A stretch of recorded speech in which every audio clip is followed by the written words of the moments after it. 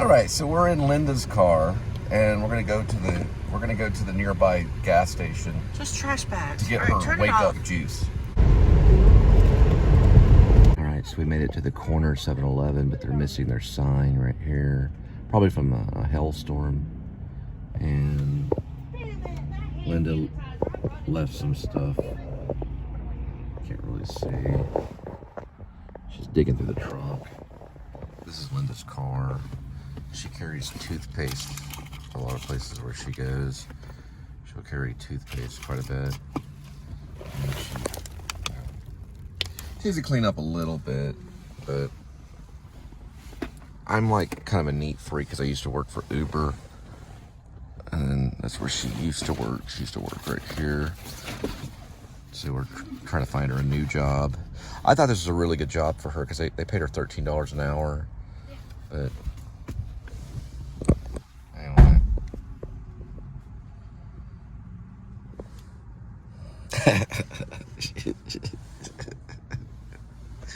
She's kind of grumpy, right? She gets mad sometimes when I vlog, so I have to keep it edited. I have to keep it a little bit edited, so anyway.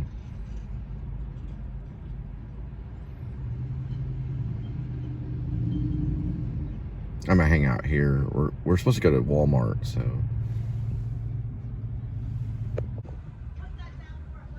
All right, we're gonna go ahead and print out a resume.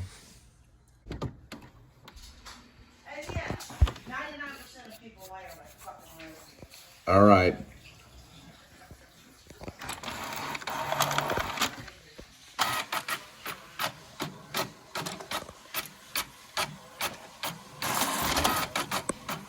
He's in your beer. Are you serious? Yeah. I was going to throw it out earlier, but I kind of don't like to do that in the middle of the day 'cause people are nosy. I couldn't find you anywhere. Well, he wants to drink a beer. It was a little bit wet. No, Kitty. The beer's not for you. He's hiding. We couldn't find him. He's pretty clever. He finds new spots. Are you okay, Kitty? Okay. Yeah, I looked in all his spots. Sometimes he lays in there he shouldn't. Because we need to change that. He'll lay there. Sometimes he gets under here, which is hard to find him because he can crawl up under there. The thing's stuck into the recliner position. Occasionally, every once in a while, he'll go back behind here. Very awesome. I mean, often he'll go over here. And then at times, he'll go in here, which is behind the window, right here. Did my shirt disappear? Up there. He wasn't there. There's Linda. He goes in the closets too. Sometimes we find him in here. And either that closet or that closet. And he'll never go in there.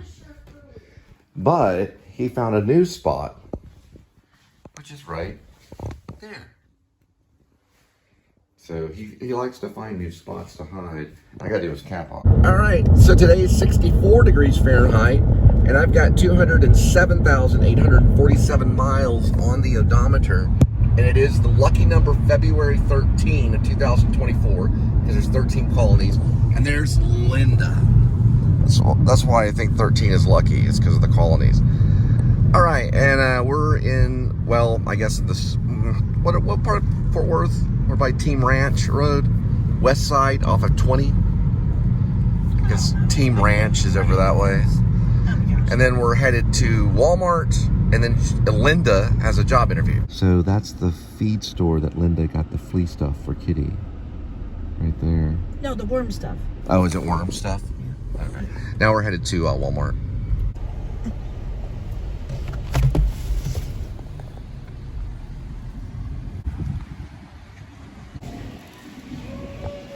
All right, we're gonna see if we got Valentine's stuff. Cupcakes.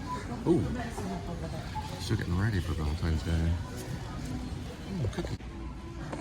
May the luck be with you. It's got a The Go guy. You know, the guy with the name of the Go. His name is Grogu. I just got stumped. That's what they have. This is like the remake of a David Lynch movie.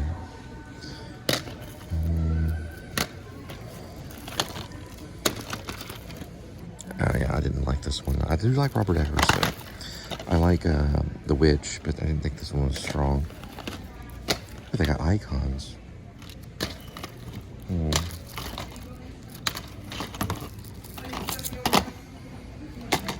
just keep coming back at too. This one's actually good right here. It was actually directed by a stuntman. Robert Redford's stuntman directed it. They would do like 16 scenes a day, and it was all stunts mostly. It's actually one of the greatest films. Sally Fields and Robert Redford. Dick Lowry.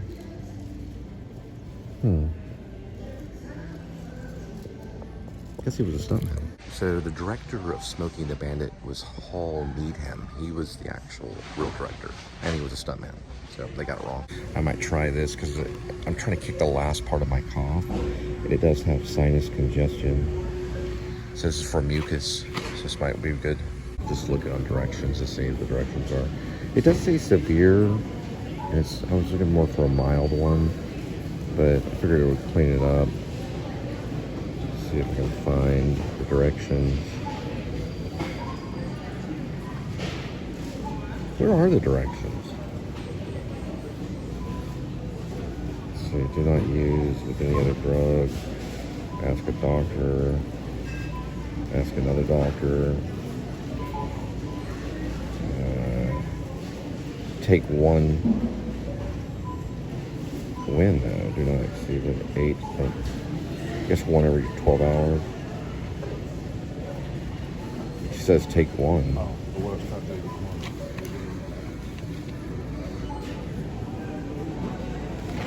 Doesn't really say. I guess they make more money that way. They're taking more of it. Children 4, children 12, take one as directed. Do not exceed 8 in a 24-hour period. I guess you can do the math. So probably every maybe 8 hours you can take one, and no more than 3 a day. Patterson's news thing right here. And then see if they got any interesting books. He's got another one right here. Still popular. I met him. I didn't get his autograph, but I did get to meet him in person. Came to Fort Worth.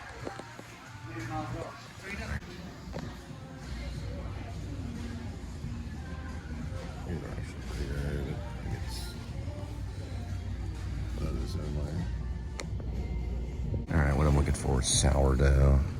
I couldn't find it at the other Walmart, so let's see. It's a tough one to find, sourdough. Yeah, I went through the whole Walmart section. No sourdough at all.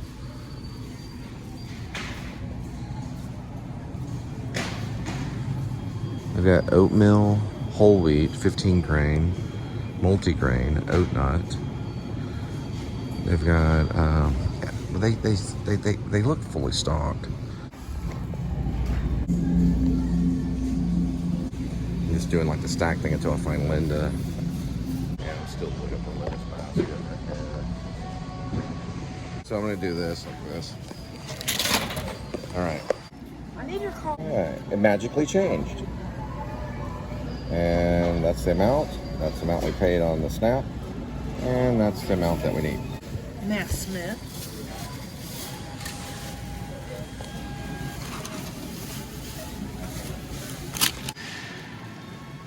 That's okay. We need it. Say, dear? Oh no, we don't yeah, we're not. though. Yeah, we're not ready for that. Thank you, though.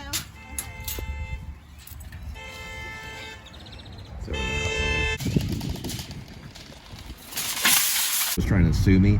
She hit me from right here, right back there. I was right on this right Irving. Horrible. Yeah. So she tried to sue me when the insurance company actually won. She's trying to sue me for something different. She's trying to counter sue for something different. Because she accidentally got on a deleted show or a privatized show. I didn't see it earlier. They got a guitar shop. It's called Tune Shop Guitars. They got Martins and everything. I want to check them out.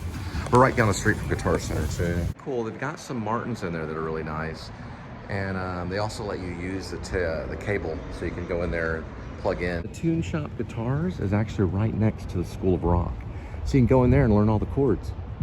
I didn't know, but they have a Hawaiian Brothers Island Grill too. Never tried those. Also have what's known as New York pizza and pasta. See if they even carry strombolis. Yeah, they have it right there. So you get one topping pizza, wings, $22.95. There's nothing like the original taste of Coca-Cola. Right? Hardest part is doing it with one hand, though. Let's see if we can do it. Oh, we opened it. The original. It's private property, so there's no loitering, soliciting, skateboarding, or rollerblades. So no skateboarding, huh? Linda's in her job interview, and I'm sitting relaxing, having an original taste of Coca-Cola.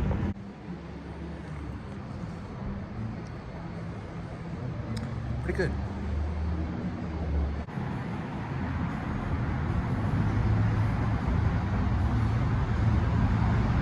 Found this new punk band. We don't know their name though. It just says Yes Labels. I don't know if it says it right here. They have a new album. Young yet fully formed punk that demands your attention. I don't know if it says their name. At least their name is Yes Labels. I don't know. Yeah, here we go. We could also be called the Tip Jars. Or we were thinking about maybe changing our band name to the Amateurs. I like that. I've been thinking about it. The Amateurs. Just for a while. Until we could be called the Pros. I found all these pennies in one spot just now. Pennies from heaven. All right, we're headed out. All right, kitty, you hold down the fort. You got plenty of things to play with. Like, oh yeah, I gotta get trash. Got the scratching the scratching pad. You got the condo, which is also a scratching pad, and the whale shark tunnel.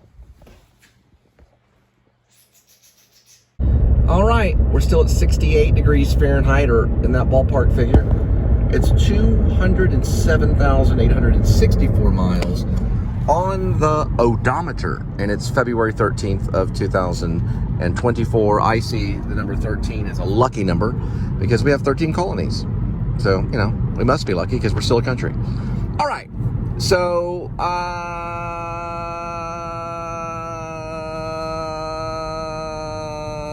now what I'm learning about screenwriting is character. So you have a round character, you have a static character. So a round character is one that's full of color. They're usually kind of emotional. I think they can change. And a static character is like a villain. They don't ever change. They're always one direction. You know, you also have another type of character called a flat character, which they use those in like action films, like Arnold Schwarzenegger and The Rock. Those actors usually make quite a bit of money. All right, because they do their own stunts. So there's reasoning for that, and it's usually so you can have contrast. You know, you have a static character next to a round character, maybe a flat character comes in, and they're all different characters, right, that are in the same story. And that's a good thing. It also goes along with what I was talking about the other day, heroes and heroines, right? Which are like, heroes are characters that are like, you have a charmer. I guess maybe the James Bond character was a charmer. You know, you could charm people. And then you have another character that's kind of, I don't know if I call him square, but someone that's like a detective that is to the point and very exact, you know. And then you got like the free-spirited character that's all over the place and free-spirited, you know. So you have these different characters that you can like all put together in a room, and it's very interesting to see. All right, just wanted to talk about that because that's what I've been studying screenplay writing. because I'm still working on my screenplay. What I'm probably going to do with my, I'll switch it over. There's traffic right now. It's about 4:37. I'm going to tell you my plans with my screenplay. So my screenplay was kind of, let me go into a Dutch angle, was kind of a experimental maybe piece a little bit, starting off. But what I realized is I was using kind of a language that I thought would work. So what I'm going to do now is, since I have the story there, so I have the skeleton of it, and I have like a first, second, maybe third draft, okay? So the next step is, well, first I'm going to get a MacBook Pro. That way, every time I turn the computer on, it immediately turns on and it's ready to go, so I don't lose an ounce of inspiration. If I have to wait, or there's computer problems, it can ruin it. This is like the final polishing step. These are important steps of the screenplay. So here's some things that I'm gonna have to do. First, I'm gonna have to minimize all my action lines to 1 to 4 sentences, okay? I'm just gonna have to combine sentences and make it one word. I'm gonna have to make it simple, right? So there's a lot of white on the page. Okay, so we're gonna try to get the white back on the page, so there's not too much writing. Okay, that's the first thing. Now, another thing I'm gonna have to do with my screenplay to exact it is I'm gonna have to find a way to take out any fluffing, okay? So any dialogue that I feel like doesn't fit the character, I'm gonna have to address that issue. We're gonna look at traffic here for a minute. So I don't want the characters to sound, there's more traffic. I don't want, excuse me. I took some vapor, I don't know what it was. It's something like some kind of cold medicine. All right. So what I'm gonna have to do is I'm gonna have to find a way, and then we got more right over there from Florida. A lot of traffic right here. It's bad. It's all Fort Worth too. Way over there, look at that. It's really bad. That's Fort Worth. It looks like Los Angeles. It's all the way down this way, going down 30 at about 440. We're gonna have to minimize dialogue. So I'm gonna cut a lot of the dialogue, even in the beginning part. So if the actors have already got a hold of the script or something memorized, I'm sorry. A lot of the dialogue is gonna be cut. I don't know if they have or not, because it's been on some clouds. So I don't know if, you know, if Gary Oldman used MI5 to get a hold of the script or something. But a lot of it's going to be cut. Sorry. Now, I don't know about Gerald Ullman III's dialogue. He's the one that I've been paying the most attention to, because if it does get into Gary Oldman's lap, I'm going to have to really watch over his character, because that's going to be a sensitive issue. We're dealing with a Royal Shakespeare Academy actor, you know. But if he might have, you know, a little bit more. I don't think Gerald Ullman's talky. Like, I don't think he talks too much.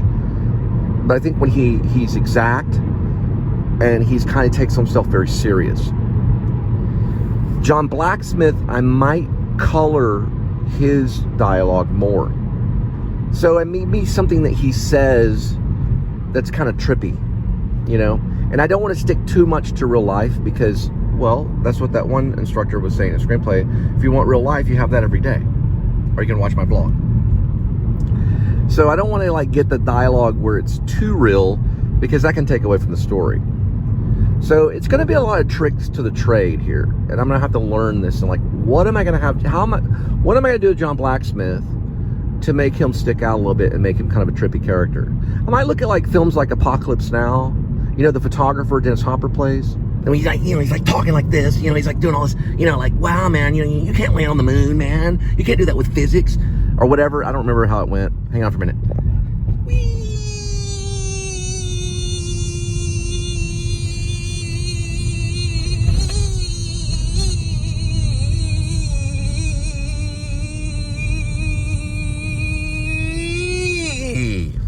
Sorry, vocal exercise.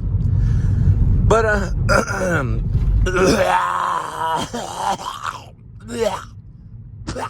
butterflies are coming March through April 14th.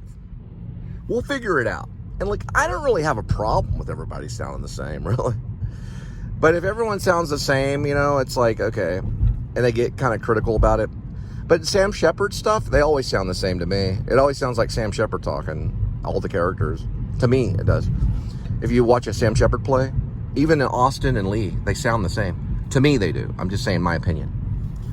But I may go and make more color for John Blacksmith, limit the lines for us, the rest of the characters, and then really watch over Gerald Ullman and what he says.